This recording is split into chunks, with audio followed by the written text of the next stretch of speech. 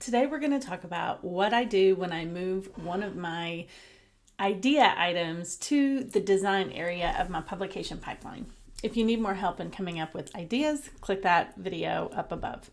In today's video, we're going to talk about all the different steps that I take once I have decided to move something to the design stage and the process I go through. If you stick with me to the end, I'm going to share with you the specific options I give myself for what to do next with a topic. Hi, I'm Kimberly Hale, a faculty success coach and a faculty member, and on this channel, I help you with strategies and processes to help you succeed in academia, no matter where you're starting. The important steps that we're going to talk about here today are what I do with an idea when I want to move it forward a little bit, and I'm maybe not sure exactly what I want the end product to be. At this point, I'm just going to explore the topic in more depth. The first thing I do is open up my Obsidian window and start taking notes on where I got the idea, what I already know about it, what I'm curious about, any ideas I already have around the topic. I just go ahead and put those notes directly in Obsidian for this specific topic. I usually call it project and then the topic name. That's just how I do it. You can, of course, do it any way that makes sense to you. If I already have some sources that I know I want to follow up on or read related to this topic, I'll go ahead and link those out in that Obsidian note so I have everything right where I need it. Then the first thing I do is just start reading about the topic. So I do that from sources I've already collected. I may do a lit review, search using my library's database. I might search using Google Scholar, or I might just ask some other colleagues, hey, do you have any resources or references about this topic? From there, once I start reading, in general, I take notes on what I'm reading as I go. I jot down some quotes that may be important for this study or future studies, and then I capture my thinking as I'm going, not just about the content that I've read, but also ideas that come to mind, other trajectories I might want to follow, people that it makes me think of that I might want to reach out to related to the topic. So I go ahead and take all of those notes as I'm working, so I never have to stop and think, oh my gosh, what was that idea I came up with? Or who was I thinking of when I read that? It's all right there in my notes. Most of this I keep in Obsidian, and I'll give you a little bit of information on how I do the reading of articles next, and then we'll talk about how I bring everything together into Obsidian. When I'm reading a scholarly article or any resource that I'm reading for scholarly purposes or possibly scholarly purposes, I follow some specific steps that Robert Talbert created and shared on his blog, and then I morph them and tweak them to fit for me. So I've shared that on my blog. You can see the link to that down below in the description. And if you want my specific reading list tasks in a format that you can just copy and paste into your own place, then grab my text expander snippets in the link in the description, and it'll automatically create that list for you wherever you need it. When I'm reading, I generally follow the order of the steps listed in that task list that I just mentioned, and I take notes of my thinking, as I mentioned, just as I go. This is really helpful to take those notes as you go so that you aren't reading 3 or 4 things and then thinking, oh my gosh, which idea came from where? Then after you've read multiple things, you can create a note that kind of integrates what did you learn across those topics. And that's really the start of your literature review if you're going to do a research article or any other publication or presentation. So it's really helpful to not start from a blank page. When it's time to write, you will already have notes to pull from to start creating any sort of document or presentation. When I'm reading, I try to capture a few important points about every research article. Sometimes it works with other types of resources, but for sure I'm capturing this on research articles. So I capture the problem that the article is trying to address, the purpose of the article, what the sample was, what kind of data was collected, and so forth, and then the key results that they mentioned. And then I also make any notes I have about technical or methodological flaws or problems or curiosities in that research article. I use those as headings for the notes that I take. And again, if you want my specific heading structure to automatically appear wherever you type it, you can grab my text expander snippets below.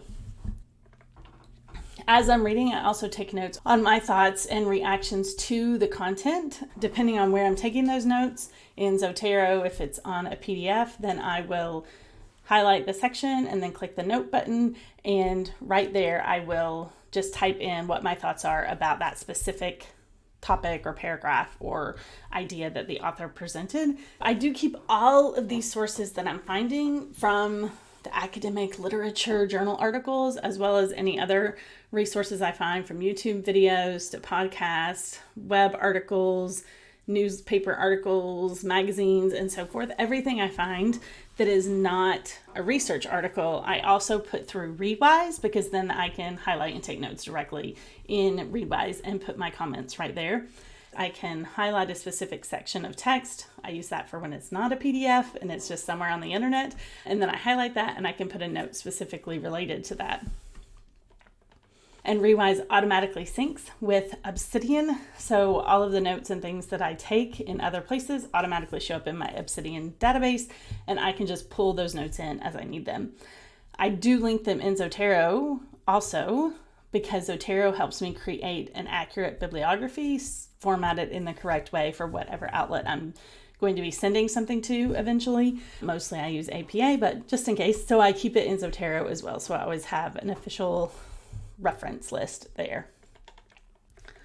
The nice thing about Obsidian is when I'm taking notes from the articles, maybe I've read 3 articles by now, and I have that original note where I was thinking about the project and the topic, I can put my thinking as it evolves. For example, I can say, I just read this, this, and this, and this is what it's got me thinking about now. Here's the next step I want to take, or here's how I think that applies to my specific field, or I have questions about how this might apply, and so forth. So I just write whatever I'm thinking at that stage of the process. After I've read the entire article and the entire piece, then I also include specific notes about that specific topic and how I think it relates to my idea. This is a little bit like an annotated bibliography, except it's ongoing in my entire Zotero reference manager, so that I can always find that information. Of course, I might need that article again for something else in the future, and I might just add additional notes onto that item in Zotero in the future.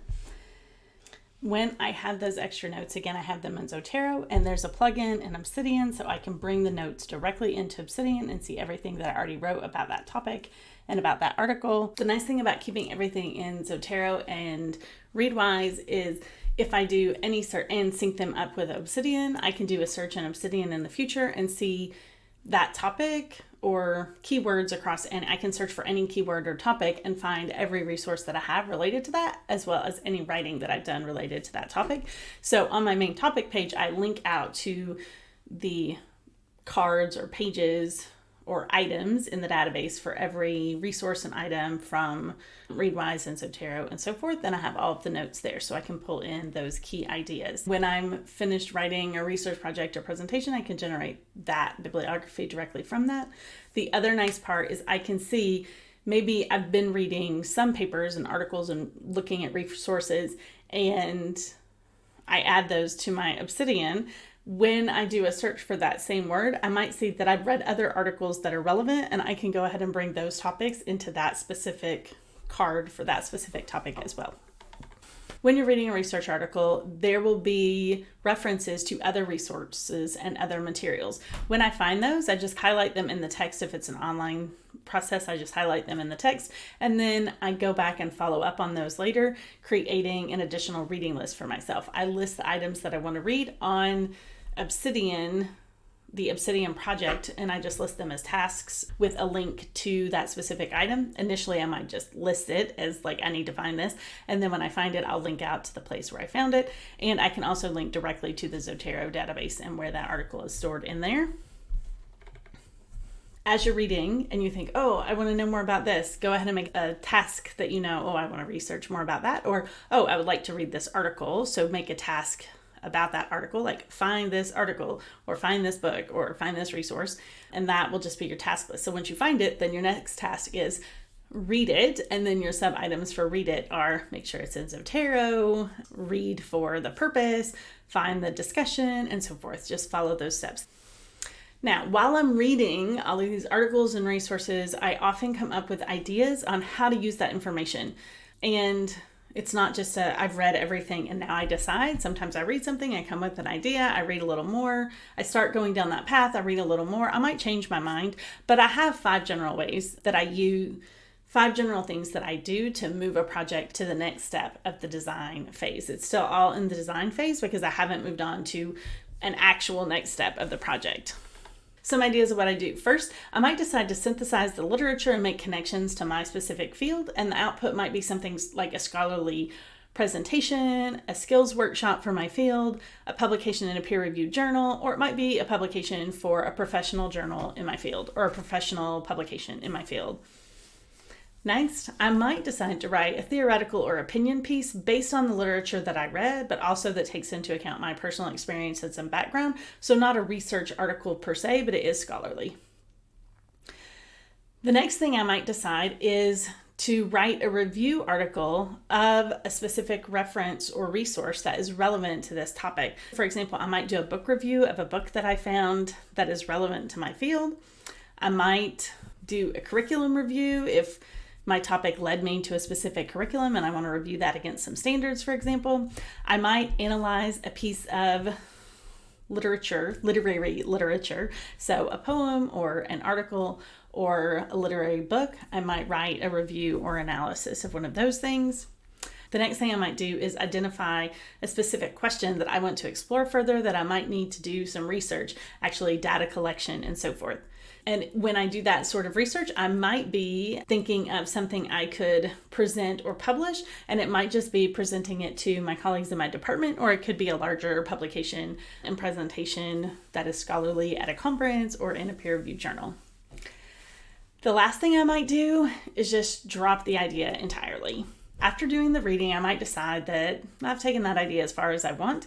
Now, I try not to just completely drop it. I try to share it out in some way so that I feel like all of that time and energy spent was worth it. It is still worth it because I have notes on all those articles that I can use for other projects, but I try to make it, each time I really dig into something, worthwhile in some way, whether that be sharing it here, sharing it on a blog, presenting it to my colleagues, writing an article, presenting at a conference, and so forth. So I really try not to just drop it, but every now and then you're just like, okay, that went nowhere, I'm dropping it. And that could be after just a few articles and you're like, oh, that's not what I was interested in, and move on. Sometimes it's after a very long time that you've been working on it that you decide to drop it, and that's okay if that's the decision that you need to make at that time.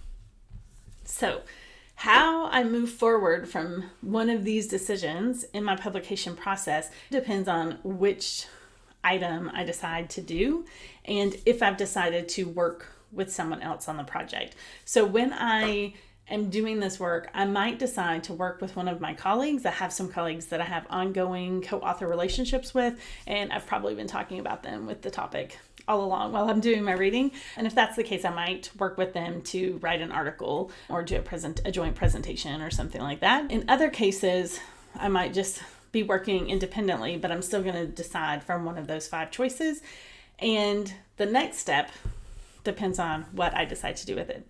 So for example, if I decide to write a literature review of some sort, no data collection, I just want to share it out with my field, either in a peer-reviewed journal or presentation and so forth, then I will move that project straight to the writing part of my publication pipeline because I have all the articles and resources and materials. Now I just need to write it up, and then eventually it will get to submit somewhere. But that's where I would move that directly.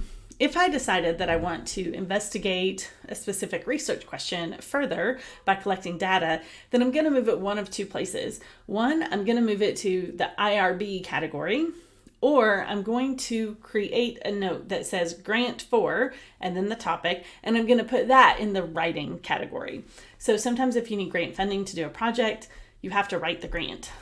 And usually you can write the grant before you've done an IRB. So I would write the grant and move that sticky note through the rest of my publication pipeline. And then if the grant is approved, then I would move the topic to the IRB process. And then from there, I would move it along the pipeline to research, data collection, analysis, and so forth.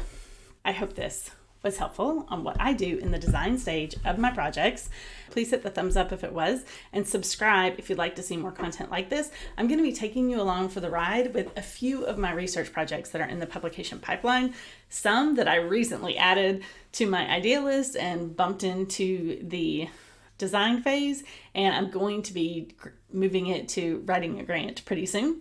I also just added a call for papers that I found out about recently, and I'm trying to decide if I'm moving that from idea forward to trying to get something submitted to them, and other projects that are already in process. So I'm going to just show you how I move through all of those. In addition, we're still going to be talking about teaching and how to be an excellent instructor in the classroom with your students, and how to manage all that with the service responsibilities that come with being a faculty member. So click subscribe so you can get all those pieces to help you build a successful faculty career. In the meantime, keep exploring what works for you.